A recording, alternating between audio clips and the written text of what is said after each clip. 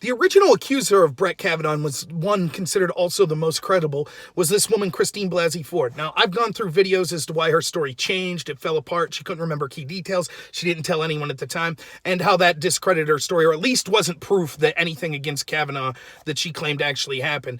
But that didn't stop Democrats, those running for president, those like Feinstein that are on the panel, of trying to discredit Kavanaugh and saying he didn't deserve to be on the court, and some still calling for his impeachment today. Again, these aren't fringe people. These are the leaders of the Democratic Party, based on uncorroborated allegations saying, oh, that's enough, this person should be kicked off. Remember, it doesn't matter when it's their people that have allegations, such as Justin Fairfax, Keith Ellison, Bob Menendez, etc. But of this story, Blasey Ford had one witness that you think would have had her back, and that was her best friend at the time, Leland Keyser. Keyser, we were told during the confirmation hearings, testified that she had no recollection of this event or of even Blasey Ford ever meeting Kavanaugh. We now know that that's gone further, and this should be a story that outrages every single person. And of course, this was from the book that these New York Times authors are selling, but they ran this story yesterday where they later had to re-edit it and say, oh, by the way, we forgot to say that the alleged victim that we're now talking about that's new has no recollection of this event even occurring. It's just a former Clinton lawyer says he saw something bad happen, even though the victim says they don't remember it happening. So, of course, they didn't include this real bombshell, and that is this. Not only did Keyser not remember the details that Blasey Ford was talking about, she actually doesn't believe them. And apparently it says at the end of this book, and I'll link the article below, that actually when they interviewed Keyser and she went in the record for the first time, that Keyser actually said she doesn't believe Blasey Ford, that there's so much wrong with her account. And she says things like in an interview there or somewhere else says that there's so much wrong. For example, it's impossible for Keyser to believe that she would have been the only other girl at a party, went with her best friend, and had her friend go in a room alone, then come down like screaming or crying or hysterical or whatever and leave, and she had no knowledge of her leaving whatsoever. She says that just doesn't sound believable, and that she doesn't trust the facts or the character, meaning Blasey Ford, behind the story. This is someone with no incentive to lie. This isn't a lifelong Republican. This isn't someone who's a friend of Kavanaugh. This is Blasey Ford's own friend. Remember, Blasey Ford's own father came out and said he supported the confirmation of Kavanaugh, meaning he didn't believe the story else as well. So now the only witness, the friend, the one who should actually have the back of Blasey Ford, is saying, I don't believe her. Not only did this event not happen and I have no memory of it, but I don't believe her whatsoever. But now we're finding out, in addition to this, and this is the part that should outrage everyone, there was pressure being put on Keyser by Blasey Ford's friends to make her change her story and be favorable towards Ford. And the article I'll link shows exactly this, but it says that there was a text exchange going on where several people were saying, hey, we should say that she's an addict. It was told to her that all of this unsorted details about her life would be made public if she didn't change her story to help out Blasey Ford. That is incredible. So now not only do we know that the witness, that her best friend, Blasey Ford's witness, doesn't recall it, she also doesn't believe Blasey Ford, and people connected to Blasey Ford were threatening her with outing her and smearing her in the public if she didn't change her story. And people still believe this crap. This is an enormous issue. It's one of the biggest issues facing our country. If they could do this to someone like a judge that's going to be on the Supreme Court, they could do it to every one of you. I don't care if you're a Democrat right now. You might think, well, I'm in with the woke crowd, so I don't have to worry about it. You could be alleged 30 years ago to have done something. The victim doesn't even have to say it happened. The victim would say, I don't remember that. All it takes is some person to say, yeah, I saw that person do something 30 years ago. That's it. Your life's ruined. You're not allowed to be in the public sphere. You're shamed. You're called a rapist. Your family's ashamed, and you're mocked if you try to defend yourself. That's what they did to Kavanaugh. Now the initial accuser, her only witness, there were several witnesses there, but you could say, well, the ones that were witnesses that were Kavanaugh's friends are clearly going to have his back. Her own best friend that she cited as a witness says this never happened. It never happened. And people connected to Ford pressured me and threatened me if I didn't change my story to back her up. Now, where's everyone talking about the outrage there? That's okay, though, right? Because you don't like Kavanaugh or Trump's politics, right? So it's okay. This is an incredible story.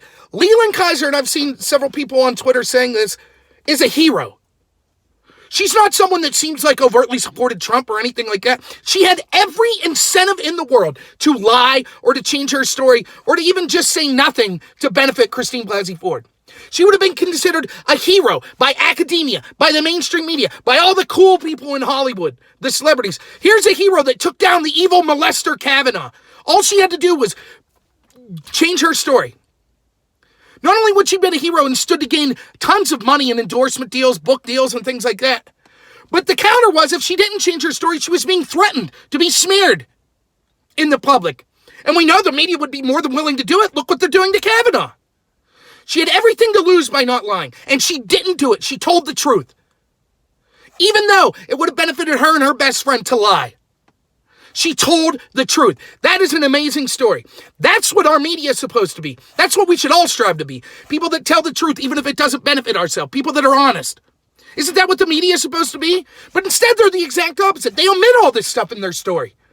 They just say, apparently at the end of the book, they're like, well, in our gut, the story still feels true.